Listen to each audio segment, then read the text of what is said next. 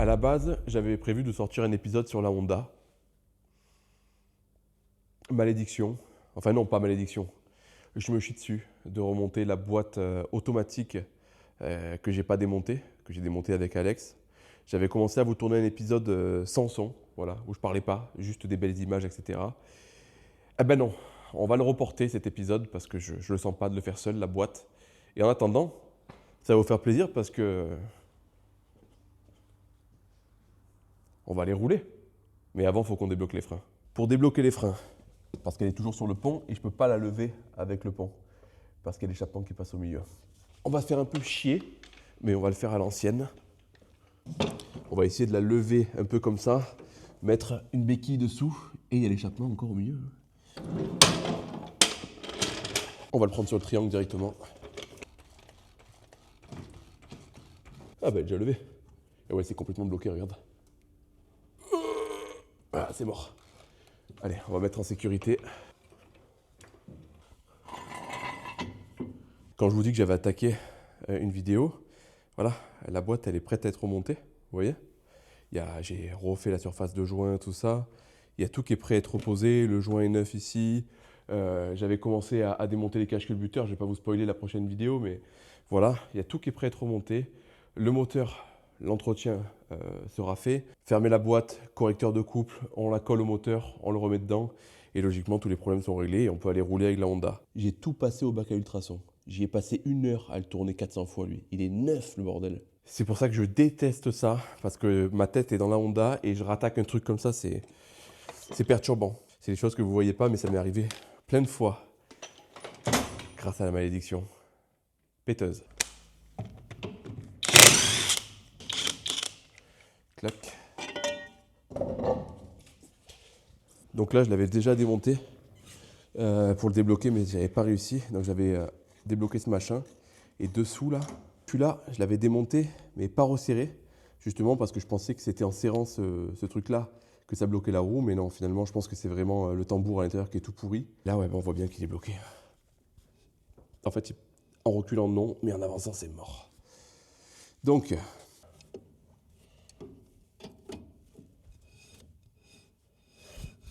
Je crois que j'ai découvert un truc là. En fait, il y a un réglage derrière pour détendre, je pense, les freins. Regarde. Il y a une petite molette en fait qu'on peut tourner et ça vient desserrer ou resserrer les freins. Et c'est pas grippé depuis le temps. Incroyable. Voilà. Regarde. C'est libre. Pour l'instant, on s'en fout que ça freine. Pour l'instant, ce qu'on veut, c'est que ça freine pas. Écoute, j'ai l'impression que ça frotte un peu, mais ça n'empêchera pas de rouler. On va tout resserrer. On va mettre la rouille, on va voir si ça se bloque ou pas. Et on va faire la même chose sur les 4 coins, quoi. Je pense qu'en fait, c'est un réglage justement pour freiner. Mais vu qu'on ne va pas rouler vite, on n'a pas besoin d'avoir des gros freins. Le but, c'est de la déplacer d'un point A à un point B pour l'instant pour qu'on parle de la suite du projet. Donc, on s'en fout qu'elle freine bien ou pas. Bon, au final, j'ai remonté la roue. Il n'y avait que le frein avant droit qui était bloqué. Je l'ai débloqué, j'ai essayé de le régler. Donc, même en freinant, il ne freine pas. Par contre, le côté gauche fonctionne. Donc, il n'y a pas de frein à l'avant droit.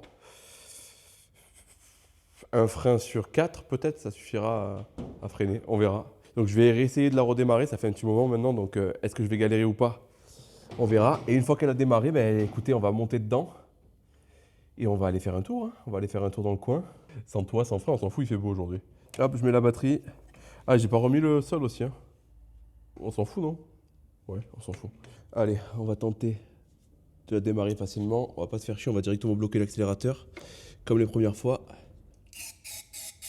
Ça serait cool qu'elle craque rapidement, j'ai pas envie de me faire chier là. Et pour tous les commentaires que j'ai reçus, non, la péteuse, ça ne fonctionne pas. Il y a beaucoup de couple à mettre dedans et une péteuse, ça envoie une impulsion. Ça envoie 1000 Nm d'impulsion, pas d'enchaînement, si vous voulez. Ça peut pas faire tourner un moteur. Ce que vous voyez dans les compétitions, c'est pas des péteuses avec lesquelles ils démarrent les F1. C'est des machines qui sont faites pour démarrer. Regardez, on a sacrifié une douille pour essayer.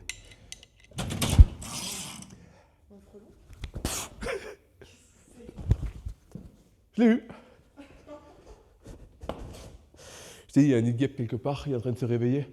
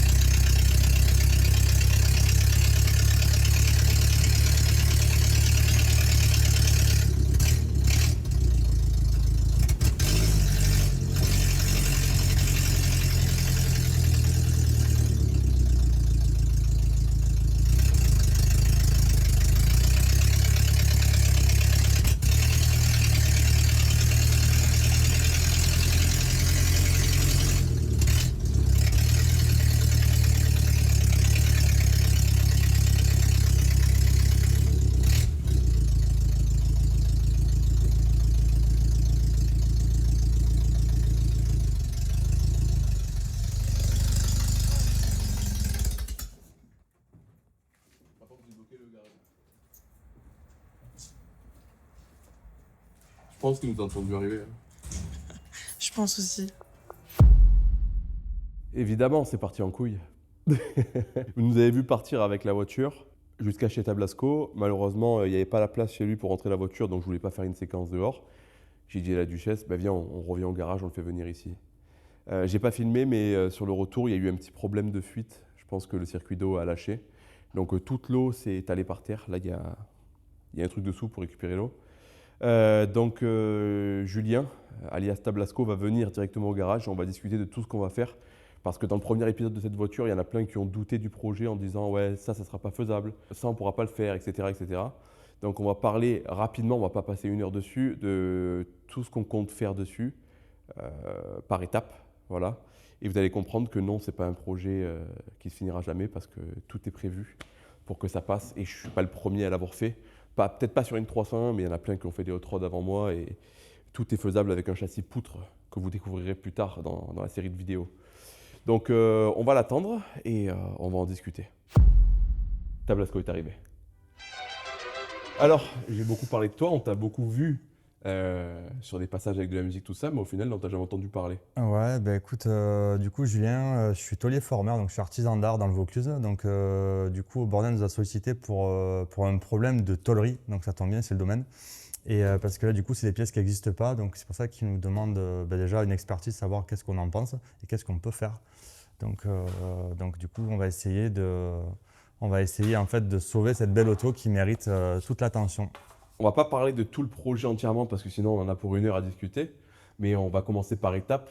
Je t'ai appelé la première fois pour le toit. J'ai vu ça quand j'ai acheté la bagnole. Et ça, encore le toit, j'aurais pu faire un truc dégueulasse et le refermer. Par contre, ça, c'est impossible parce que c'est les pièces à former, tout ça. C'est hors de mes compétences. Et pour ceux qui ont vu la première vidéo, c'est du bois dessous.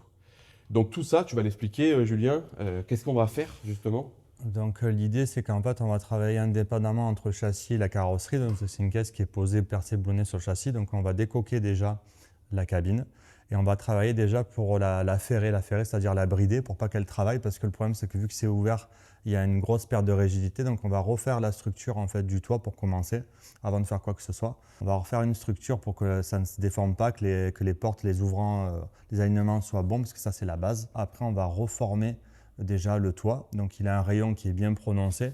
Donc du coup, on va pas inventer une forme, on va refaire la forme antique. Donc on a des gabarits de forme qui vont nous permettre de refaire ce galbe et on va venir s'agrafer refabriquer un toit avec, je pense, des moulures pour lui donner de la rigidité. On viendra l'agrafer sur en fait les renforts qu'on aura recréés et dès lors que ça se sera fait, on pourra se mettre pour refabriquer. Donc là, tu vois, ça c'est le genre de forme que j'ai pas forcément. Donc s'il faut fabriquer l'outil, on fabriquera l'outil qui permette de faire la forme exacte, parce que ça c'est bien particulier. Et là tu me disais du coup tu vas garder la partie la plus saine de la ferraille Voilà, et te reprendre dessus. Parce qu'en fait, si tu veux, là on voit que techniquement c'est très abîmé, donc la tôle manque de nerfs, donc, Ouais. donc vraiment ça a perdu en rigidité. Donc on va former une pièce qui va venir mourir et après on va en fait couper sur une zone, tu vois, qui est moins affaiblie parce qu'entre là et là forcément Oui. il y a beaucoup plus de nerfs et donc on va venir après greffer la pièce qui aura vraiment le rayon identique et surtout, chose importante, on va le souder au TIG. Voilà, on soudera au TIG parce que du coup ça déforme moins et la pénétration est beaucoup mieux qu'un fil fourré avec un MIG. On ne soude pas une carrosserie avec un MIG. D'accord. Ça c'est un fait. Et est-ce qu'on n'en profiterait pas pour mettre une petite casquette là? Alors on peut faire une petite casquette, une fois qu'on a fait ça, on peut se faire un petit truc sympa. Mais du coup, je ne sais pas trop la dynamique que tu vas donner à la voiture, donc on peut faire un truc qui fasse vraiment anti, comme si c'était en fait de série en fait. Moi, Ou alors je veux que ça fasse mafia quoi, tu vois. Ah, on peut faire un truc mafia, oui, bien sûr. L'avantage, c'est que quand tu fabriques tes pièces sur mesure, là, en fait, on fait ce qu'on veut. En fait. C'est ça l'avantage, c'est que là, on forme à la demande et puis il n'y a pas besoin de faire des séries, on fait une seule pièce. Quoi. Donc, c'est vraiment ce que tu as envie, en fait, tes besoins. C'est ce qui est cool, en fait. Là, on a fait un tour, bon, un peu plus court que ce que je l'espérais, mais c'est pas grave. C'était pas le but premier de ce projet. Mais la voiture, elle roule. On a fait une petite balade jusqu'à chez lui. Maintenant, il est temps de démonter. Et on va pas rentrer encore une fois dans les détails, mais je veux rassurer les abonnés qui ont mis des commentaires au niveau du châssis, tu sais, pour le moteur. Au niveau du châssis, en fait, techniquement, donc, il y a deux options. C'est soit on refabrique un châssis sur mesure, mais du coup, je ne connais pas trop la dynamique de s'il faudra le kicker, le notcher. C'est des noms un peu Ça vente ici, mais en vrai, c'est pour des adaptations autres. Ou alors, on va faire quelque chose d'intéressant, c'est que déjà, on va démonter le châssis, on va voir l'état dans lequel il est, parce que là, on voit partiellement, donc peut-être qu'il y a des endroits où c'est déjà affaibli. On va le sabler, parce qu'on travaillera sur quelque chose de sain. Ça, c'est la base aussi. S'il y a un swap, c'est un changement de moteur. On va boxer le châssis, parce qu'en fait, c'est un châssis en U.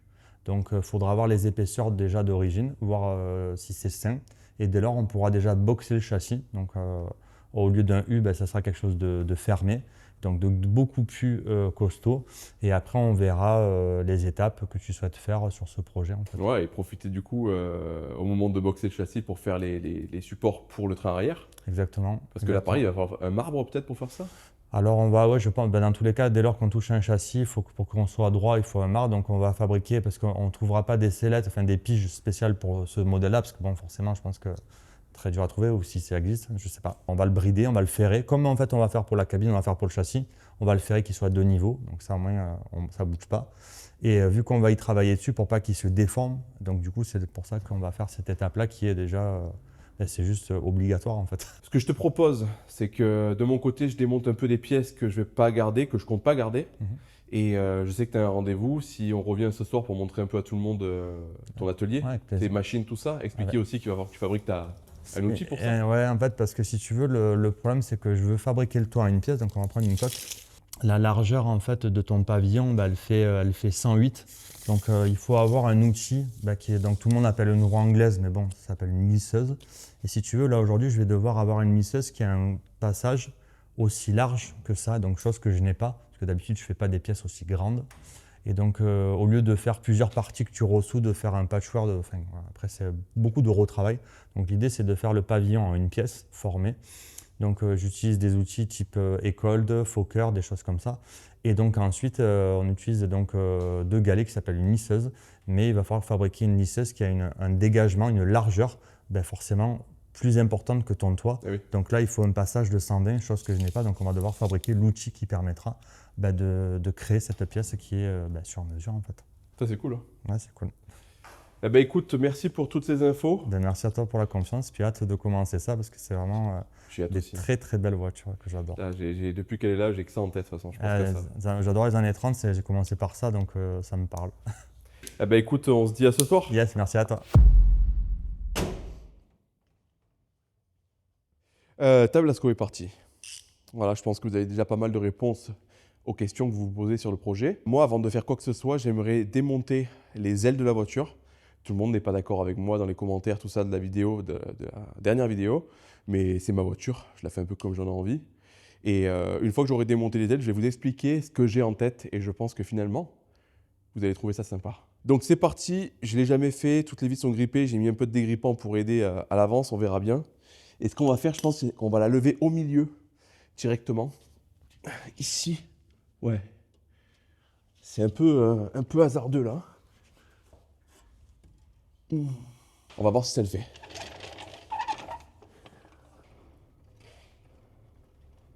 Hey, ça lève tout l'avant.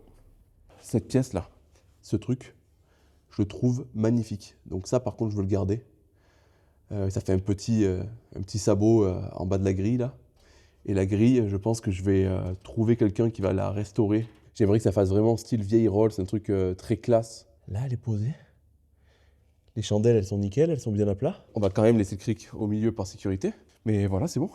On peut y aller. On est parti rouler avec. La roue n'était pas serrée. Au bordel. Allez. Une. Donc le petit cache chromé, qui au passage est apparemment assez rare. S'il y a des pièces qui vous intéressent, n'hésitez pas à m'envoyer un message sur Instagram ou par mail au bordelcontact@gmail.com. Et si jamais il y a des trucs qui vous intéressent, on peut négocier. Ça m'aidera pour la suite du projet. C'est en pas de vis inversé? Alors attends, de l'autre côté, c'est en pas de vis normal, et de ce côté, c'est en pas de vis inversé?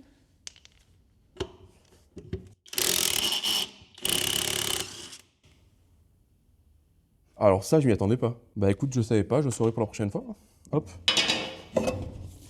Et ouais, regarde, j'ai niqué les trucs du coup. Bah c'est pas grave, c'est les choses qui arrivent. Hop. C'est comme ça qu'on apprend. Donc si vous voulez un moyeu éclaté par au bordel, un petit mail. Hein. Pour démonter tout ça, on dirait que c'est resté 10 ans sous la mer. Oh le bordel quoi. Oh là là là, l'enfer.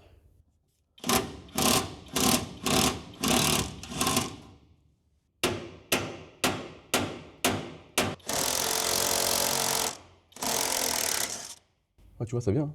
On va couper les fils du phare pour pas se faire chier. Et comment c'est fixé ça? Les phares, évidemment, je veux les garder, hein. Ils sont magnifiques. Mais je comptais pas garder les câbles électriques d'origine parce qu'ils sont beaucoup trop vieux, beaucoup trop secs. Donc on les refera nickel.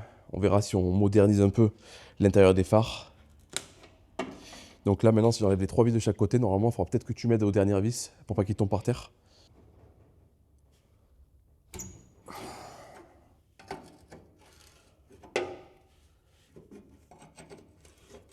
Ça, je veux vraiment pas les abîmer, ils sont magnifiques. Tu vois? Ils sont magnifiques ces feux là. Je préfère les moderniser que les enlever.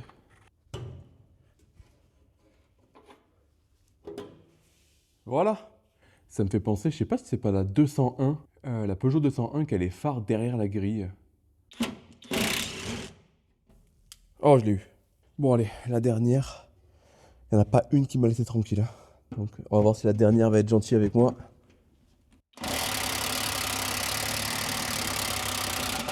C'est mort évidemment.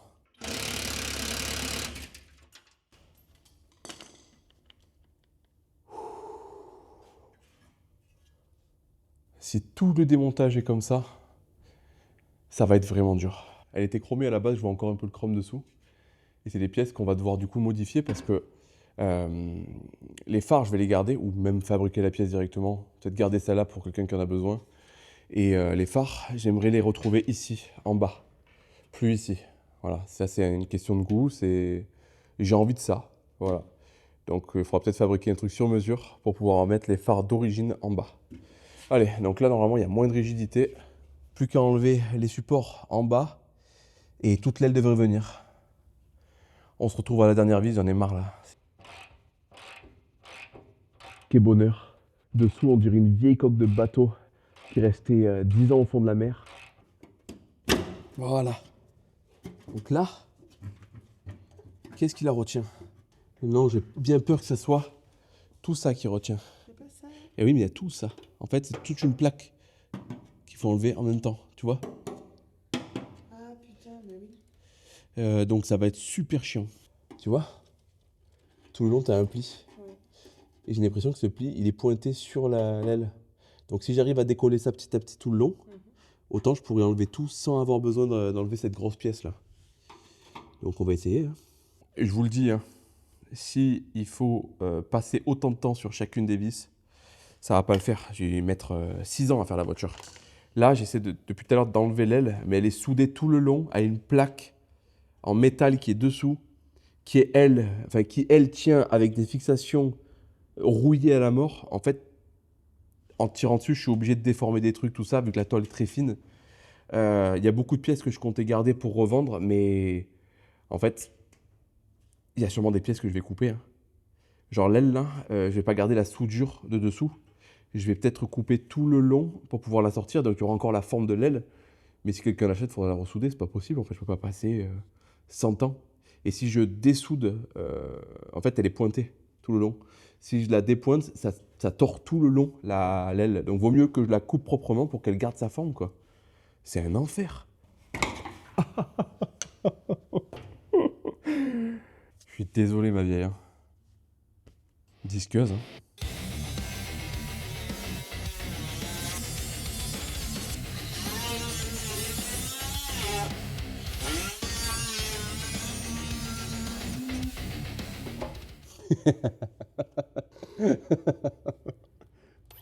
Alors ça, c'est pire que au vide, quoi. Là, c'est raton jusqu'à l'os, là.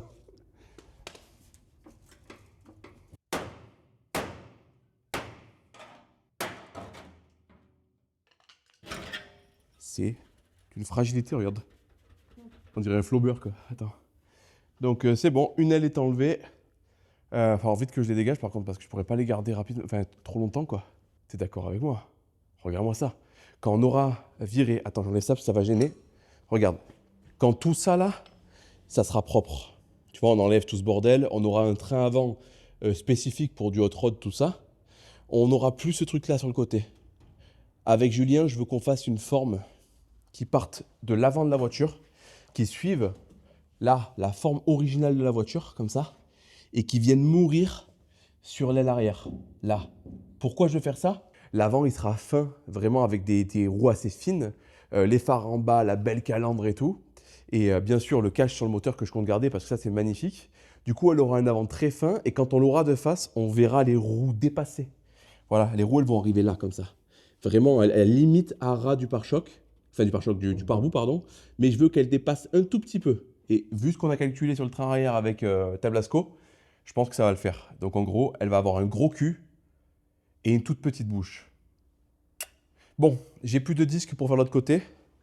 Malheureusement, ce joli cache en métal sur le châssis, je vais voir avec Tablasco si on arrive à le garder, histoire de cacher le châssis. Le problème, c'est que les fixations qui sont là-bas, elles sont soudées tellement qu'elles sont vieilles, quoi. Donc je vais voir avec lui s'il veut garder ça ou pas. Et moi, j'aime beaucoup cette forme-là, en fait. Ça pourrait faire un truc comme ça, après une belle forme qui part vers l'avant en pointe. Putain, ça pourrait être magnifique, quoi. Ça pourrait être magnifique. Et imaginez qu'il y aura après le cache sur le moteur. Ça rendra mais magnifique. Sachant qu'on va tout sabler, tout repeindre et tout, ça va être... Putain, c'est le projet qui m'excite le plus de ma vie, je crois. Bon, bah écoute. Montage, je peux plus avancer là. Cette vidéo est encore une fois sponsorisée par Ovoco. Et oui, vous commencez à prendre l'habitude. Ovoco qui me suit maintenant depuis pas mal de temps.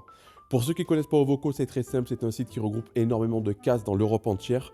Actuellement, vous pouvez trouver ce nombre de casses et ce nombre de pièces.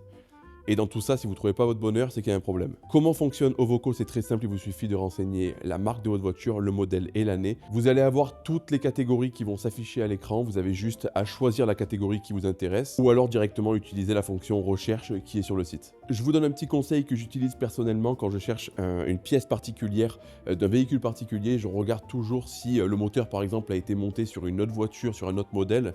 Ça augmente les chances de trouver ce que je cherche. Tout simplement parce que certaines pièces ont été montées sur plusieurs véhicules et ça vous donne plus de chances de trouver la pièce que vous cherchez, ça élargit les possibilités de recherche. Donc si tout ça vous intéresse, je vous mets directement le lien Ovoco dans la description de la vidéo et avec le code AUBORDEL, vous aurez droit à 15% de remise sur les frais de port. Je reçois pas mal de questions sur les réseaux à propos d'Ovoco, comment ça se passe, les retours, etc. Si jamais vous commandez une pièce qui n'est pas la bonne, vous vous êtes trompé, quoi que ce soit, le système de retour est très simple, vous avez carrément un livreur qui vient récupérer chez vous la pièce et ça repart. Une fois que la pièce est repartie là-bas, vous êtes remboursé directement. Donc vous pouvez y aller les yeux fermés, c'est vraiment un site que j'utilise souvent. D'ailleurs, je l'ai utilisé il n'y a pas longtemps pour une voiture que vous connaissez que sur les réseaux courts. Vous avez qu'à aller sur mon Instagram pour la voir. C'est arrivé rapidement, c'est exactement la pièce que je voulais. Comme d'habitude, jamais déçu. Merci encore une fois Ovoco de soutenir mes projets depuis tout ce temps et on peut reprendre la vidéo.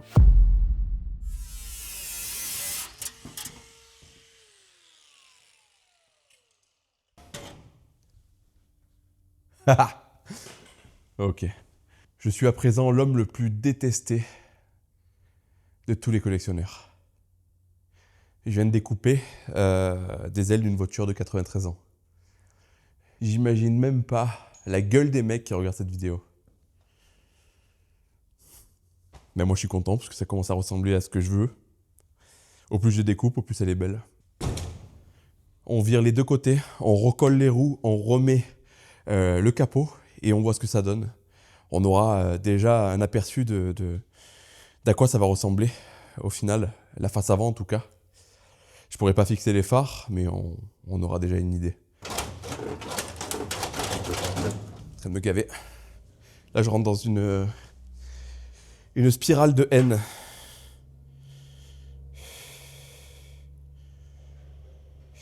Parce que vous voyez pas, vous. Mais j'ai passé 1 heure sur le côté droit à tout dévisser un par un. Une par vis. J'arrive plus à parler.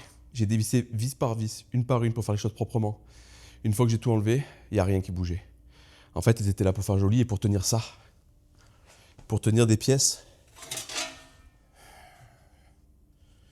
Du cache-misère. Donc là, Tablasco, il va être un peu étonné parce qu'il y a beaucoup plus de travail que prévu. Donc je pense que je vais bouffer des cailloux pendant un moment parce que là, ça va me coûter plus cher que prévu cette histoire. Je vais trouver une solution pour enlever ça, on va pas filmer, j'en ai marre là. J'enlève tout, je repose les roues, je remets le capot. Je vous montre ce que ça donne et on se casse. Croyez-moi, j'en ai chié. Mais le résultat en valait la peine. Filme ça. Voilà toute la merde que j'ai enlevée. Et au final, j'ai bien fait parce que tout était du cache-misère. Ça, par exemple, c'était les trucs qui ont été formés par l'ancien propriétaire et c'était pour cacher le métal qui est en train de pourrir dessous. Donc voilà, l'état du truc, quoi. Maintenant que j'ai tout démonté, je vois à peu près la gueule que ça aura. Il y a beaucoup de choses que je vais encore modifier. Par exemple, viens voir, je sais pas si on verra bien, je vais mettre la lumière en plus. J'en parle pas souvent, mais merci à Inel pour le matos. Ça, c'est un super partenariat parce que j'ai même pas besoin d'en parler. En fait, juste, j'utilise leur matériel et ça suffit. Donc c'est top, regarde. Tu vois ça là? Je comptais le garder, mais finalement, quand je vois commencer maintenant, je vais l'enlever. Et les fixations, on va les fixer ailleurs que sur ce truc-là qui est mou en plus. Hein. Parce que là, vous voyez, c'est pas rigide. Donc c'est juste une plaque de métal qui est posée sur le châssis. Donc on va tout virer, je pense. Et la voiture, elle prendra vraiment la forme ici tout le long. De sa forme normale, quoi. En fait, il n'y aura plus d'artifice autour. Il n'y aura que le châssis et la caisse posée dessus. Malheureusement, maintenant, ça fait un trou là. Tu vois? Il n'y a plus le retour qu'il y avait là. Mais bon, vu la merde que c'était, ça sert à rien qu'on le laisse. Et là, on voit bien le bois maintenant. Donc ce bois-là, on va devoir tout reformer, faire un châssis tout en métal, parce que ça, j'en veux pas. Vous imaginez bien qu'avec un V8, la première torsion, ça va casser. Donc on va tout remplacer par du tube en métal, je pense, pour reformer la coque. Donc on en parlera mieux avec Tablasco, mais on va devoir souder l'intérieur partout pour pouvoir soulever la caisse sans qu'elle se vrille. Et une fois qu'elle sera posée à côté, on pourra faire un support de caisse, on peut appeler ça comme ça, en acier, qui viendra se poser directement sur le châssis en métal. Donc là, vous apercevez mon pot d'échappement libre que j'avais soudé à l'arrache juste pour la démarrer, qui fait un bruit atroce d'ailleurs. Et voilà quoi, donc je suis content. Pour l'instant, ça avance plus ou moins, hein. J'ai juste découpé des trucs pour voir à quoi ça va ressembler. Mais j'arrive déjà à imaginer tout ce qu'on va faire. Et vous allez voir qu'une fois que la caisse sera séparée du châssis, ça va être beaucoup plus facile à visualiser. L'avantage, c'est qu'on va pouvoir travailler sur le moteur, la boîte, le train arrière, tout, sans la caisse. Donc on va tout faire sur le châssis. Une fois que tout sera prêt, on pourra venir présenter la caisse et adapter l'encombrement du moteur, tout ça. Donc au final, ça paraît être un travail titanesque, salé, mais ça va pas être si difficile que ça. Et les phares, je vais vous montrer ce que j'aimerais. Je sais pas comment je vais pouvoir les tenir, mais peut-être faire un support. Ça va être compliqué de les faire tenir comme ça, mais j'aimerais que les phares soient en bas. Je trouve ça plus stylé que de les voir ici. Enfin, je sais pas. Je suis moins fan, ça fait un peu ouais, je suis pas trop fan comme ça. Donc on verra, mais en tout cas, je compte garder les feux d'origine, peut-être les moderniser pour qu'ils éclairent mieux. Mais ils sont magnifiques, donc je vais les garder. Donc mission du jour accomplie. Petit à petit, on va faire des modifications. Ça va avancer tout au long de l'année, de toute façon. Hein. J'aimerais bien que ce projet ne dure pas 3 ans comme le Sleeper. Je suis épuisé. D'avoir travaillé sur les 2 voitures en même temps, je suis vraiment épuisé. Donc on se retrouve demain pour pour vous montrer l'atelier de Tablasco. Tout ce qu'on va faire, etc. avec ces machines. Qui sont folles d'ailleurs. Si vous avez tendance à aimer les vieilles machines, vous allez adorer son atelier. Il a des vieilles machines des usines Facel Vega d'époque et tout. C'est un truc de malade. En tout cas, moi ça me plaît. Peut-être que ça vous plaira. On verra. À demain.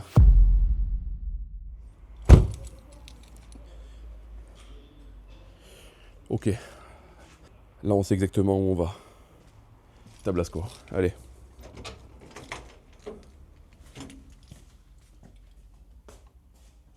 Bien le bonjour. Comment ça va? Ça va et toi? Ça va, impeccable. Bon alors, qu'est-ce que tu es en train de trafiquer encore? Qu'est-ce qu'on fabrique? En fait, on a un client qui nous a sollicité pour une Cobra, une AC Cobra, avec un 427, et il avait besoin d'une fabrication d'intérieur sur mesure, parce qu'à l'époque, en fait, il y avait de la moquette qui n'était pas très heureux, et donc il voulait quelque chose de très customisé, très à son image, en fait. Donc, qu'est-ce qu'on a fait? On y a fabriqué. Donc là, on a assemblé toutes les pièces du puzzle. Donc, certaines pièces vont être peintes, et certaines sont polies, du coup, juste brossées. Et là, on est en train de remonter en fait. Donc là, le projet le plus délicat, c'est quand on a tout fabriqué, tout est prêt et on l'assemble définitivement. Donc voilà, c'est des types de fabrication vraiment 100% artisanale. Donc là, tu vois, ça c'est une joue. Donc cette pièce, elle va vraiment sur le côté. Elle va venir habiller tout ça. Ah oui, attends, je vais changer Ouais. de sens. En fait, ce qu'on a fait, c'est qu'on a mis de l'isolant thermique et phonique aussi, parce que Ouais. le client, le problème qu'il avait, c'est que ça chauffe très fort. Donc du coup, on a mis un isolant exprès. Et donc voilà, c'est ce type de finition.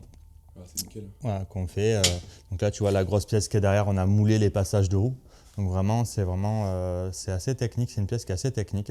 Et on utilise un panel d'outils qu'on va utiliser également pour faire ton pavillon. Donc des machines qui sont très anciennes, donc celle-là c'est années 60, tu vois. Laquelle? C'est la Pulmax. Du fond là-bas, ouais. Ouais, ça c'est une Pulmax. Donc en fait ça c'est un peu le couteau suisse du taulier formeur, on peut mettre une panoplie d'outils. Donc par exemple on va faire des moulures sur ton pavillon pour lui donner de la rigidité du nerf et on va utiliser vraiment ce type d'outils. On peut rétreindre aussi quand on va faire les galbes, on va aussi utiliser ça c'est un doigt à rétreindre. Donc ça ira dans ton projet bien évidemment. Okay. Voilà, ça pareil, ça c'est un martinet. Donc ça c'est un petit marteau pilon de taulier formeur, donc pareil que ça a une centaine d'années. On va utiliser aussi pour ton projet. Et l'outil qui nous manque, qu'on a dû revisiter, c'est une lisseuse. Donc vraiment pour enlever toutes les aspérités, tous les petits défauts, on utilise cet appareil, ces deux roues qui écrasent la tôle. Et le problème qu'on avait, c'est donc que ton pavillon est tellement énorme qu'on n'a pas le col de cygne. Donc le col de cygne, c'est ça. Qui est vraiment adapté au pavillon qu'on va te faire. Donc là, on est en train de fabriquer la lisseuse pour le projet au bordel. Donc, Quel honneur. trop cool, yeah, trop cool. Et donc en définitive, sur ce projet AC Cobra, pareil, il avait un problème d'ajustement de portière et tout ça parce que ça avait été fait, c'était pas fou quoi. Donc il nous a dit, est-ce que tu peux nous faire des charnières? Et donc forcément, à les faire, on les a fait customiser. Donc comme tu peux le voir, donc là je suis en train de les poncer parce qu'elles vont être peintes, parce que les panneaux de porte et tout ce qu'on a fabriqué seront aussi peints. Ouais. Donc là, on a fait une charnière, je te garantis que celle-là, elle va pas casser quoi. Putain, c'est plus solide que l'origine là. Là, voilà. Enfin, l'origine. Ouais, là, elle est vraiment, tu vois que vraiment ça, même si les portes sont pas vraiment lourdes, Ouais. mais du coup il y a un gros ballon, donc on était obligé de faire quelque chose qui est, C'est la porte qui va péter avant la charnière quoi. c'est un peu ça. Et aussi dans la rubrique fabrication artisanale, du coup on a cette moto, c'est un professionnel qui est au Pontet, Pascal Cycle, Brice, qui fait une moto vraiment aussi à son image, donc il voulait fabriquer une boucle arrière. Qui n'existe pas, donc il a dessiné lui-même ce qu'il voulait. Donc là on a fait une ébauche, on a fait un début de gabarit de forme pour nous donner un peu les lignes de formage. Voilà, après on le remodèle et tout ça, et après à la fin on forme la pièce définitive. Pareil, une pièce vraiment qui sera aussi démontable, on ne touche pas la structure du cadre. Ouais. Donc voilà, après ça c'est de la fabrication qu'on fait assez souvent d'ailleurs, donc c'est vraiment très cool. Bah, c'est intéressant parce que c'est vrai que c'est un truc qu'on voit pas souvent, donc c'est pour ça que j'insiste beaucoup sur la vidéo sur ce métier-là, parce que de mon côté, j'avais jamais vu ça. Voilà, parce qu'en définitive, souvent les gens en fait achètent des kits de pièces parce qu'on trouve sur les voitures américaines ou les motos américaines ou les motos japonaises, on trouve quand même pas mal d'aftermarket et ce genre de choses. Ouais. Et parfois, les gens ils veulent avoir quelque chose qui n'existe pas. Dans leur esprit, ils veulent un truc vraiment designé par eux-mêmes. En plus, du coup, avec l'IA, des fois maintenant, c'est encore plus facile de faire des designs un peu sympas. Ouais. Et donc, c'est pour ça qu'on intervient à ce moment-là. On intervient à ce moment-là où il faut le faire sur mesure, à la main, et donc on fait ça, et on adore ça. Et du coup, est-ce qu'on ne profiterait pas pour parler de ce gros truc-là? Alors ça, c'est la licorne de l'atelier, donc ça, c'est un Cabover 55 GMC, auquel il y avait un moteur de tondeuse, donc c'était vraiment un moteur de Merguezland. Donc on s'est dit qu'on pouvait faire un truc un peu plus heureux. Donc qu'est-ce qu'on a fait? On l'a swappé, donc on y a mis un moteur LS, un Vortex 5 litres 3, boîte auto, grosse route semi-remorque. Donc on a gardé le mode 4x4, donc vraiment tu te doutes bien qu'un truc comme ça, on s'en fout qu'il soit 4x4, mais on aime bien faire des trucs qui servent à rien, donc on adore ça. Et donc on s'est fait plaisir, il est 4x4. Donc ton futur daily quoi. Ouais, pour aller chercher les trucs dans le Ventoux, ce genre de... un truc discret, vraiment on va pouvoir te le démarrer. Et parce que là aujourd'hui on a réussi à gratter des injecteurs. Voilà, dans la vidéo d'avant, j'ai expliqué que sur le moteur il n'y avait pas les injecteurs parce que je les avais démontés pour Julien. Donc peut-être que tu vas nous montrer comment ça démarre. Grâce à mes injecteurs, j'en ai plus maintenant, je ne vais pas pouvoir démarrer. On a fait le cannibalisme sur le moteur que tu venais fraîchement d'arriver, donc du coup, voilà, c'est vraiment, j'avoue. Et là, ouais, on va le faire péter. On va le faire péter et tu vas voir, c'est d'une discrétion incroyable. Allez, vas-y, je te laisse faire.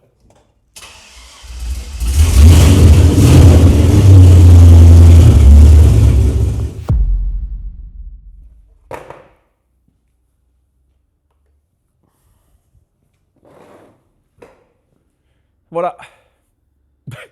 Je pense qu'on a fait le tour de tout ce qu'on allait faire sur cette voiture. D'ailleurs, je vous la cache, là, c'est dommage. Donc cette vidéo, je l'ai tournée assez rapidement. Malheureusement, j'ai pas eu le temps que j'ai d'habitude pour le faire, mais c'est pas grave. C'est une étape importante que je comptais faire dans une prochaine. Vous expliquer exactement comment ça va se passer, tout ça. Parce que oui, il y a du travail, mais comme vous le voyez, je suis bien entouré. Et je pense que c'est important aussi de mettre en lumière ce genre de métier qu'on voit de moins en moins, avec un savoir-faire qui se perd. Ça fait plaisir de voir qu'il y a des gens encore passionnés là-dedans, qui font du bon travail, etc. Et je suis content aujourd'hui d'avoir Julien qui va m'aider pour ce projet, qui risque d'être fantastique. Donc pour la suite de la 301, il va falloir attendre que je sois prêt moi de mon côté avec tout ce que j'ai à faire à côté, surtout faire de la place, dégager la Honda, etc. L'espace qui est derrière moi aussi, je pense que je ne vais pas le garder, donc on en parlera plus tard, mais je m'en sers pas au final, il me sert que de stockage. Donc c'était cool sur le moment, mais avec le Trailblazer qui est déjà assez grand, j'ai pas besoin d'un deuxième utilitaire, on va dire. Donc je sais pas trop ce que je vais en faire, mais je pense que je vais réparer la fuite qu'il a au niveau du moteur et le revendre. L'avancement de la 301 va surtout dépendre de Julien, parce que c'est son métier, hein, il a des clients aussi à côté. Donc je ne peux pas me permettre de lui imposer de faire ce projet en premier. Voilà, tout simplement. Donc pour l'instant, ça va être plus aux alentours de avril, mai, où on va attaquer les gros travaux, parce qu'il a des clients à terminer avant. Ça me fait trop plaisir, c'est le plus gros projet de ma vie, celui qui me tient le plus à cœur, parce qu'on va travailler sur un V8, et j'aime les V8. J'aime le délire hot rod, j'aime tout ce qui est américain, etc. Donc là, c'est un rêve de gosse que vous voyez à côté de moi et j'ai très hâte de continuer. En plus, aujourd'hui, j'ai roulé avec le hot rod que vous avez vu juste avant devant chez Julien. Donc croyez-moi, ça m'a encore plus donné envie d'avancer sur celle-là. Il reste la 205 aussi à faire, le slipper de guerre. J'ai plein de pièces qui arrivent là, donc il y a un épisode qui va arriver très bientôt. On va améliorer encore beaucoup de choses. La Honda, prochain épisode que j'ai dû avorter pour tourner la 301. J'ai mon pote Alex qui va revenir, on va remonter la boîte, remettre le moteur dans la voiture, etc. Et voir si tout va bien, et aller rouler avec cette voiture. Ça sera cool aussi. Il y a des belles choses qui arrivent, mais il faut vraiment que j'arrive à épurer le nombre de voitures dans le garage, parce que je ne m'en sors pas niveau place, je ne m'en sors pas niveau organisation. J'aimerais à l'avenir avoir 2 voitures max dans l'atelier, dont une que je sors et que je rentre tous les matins, tous les soirs. Et ça ira très bien. Si vous êtes arrivé jusqu'ici dans la vidéo, mettez-moi en commentaire le hot rod hasardeux, parce que là pour le coup ça va vraiment être un hot rod hasardeux made in bordel. Enfin voilà, j'espère que tout ça vous chauffe et je vous dis à très bientôt. L'épisode de la Honda sortira plus rapidement parce que j'ai déjà commencé à la tourner. Et voilà, merci à tous pour votre soutien, je suis trop content et à très bientôt.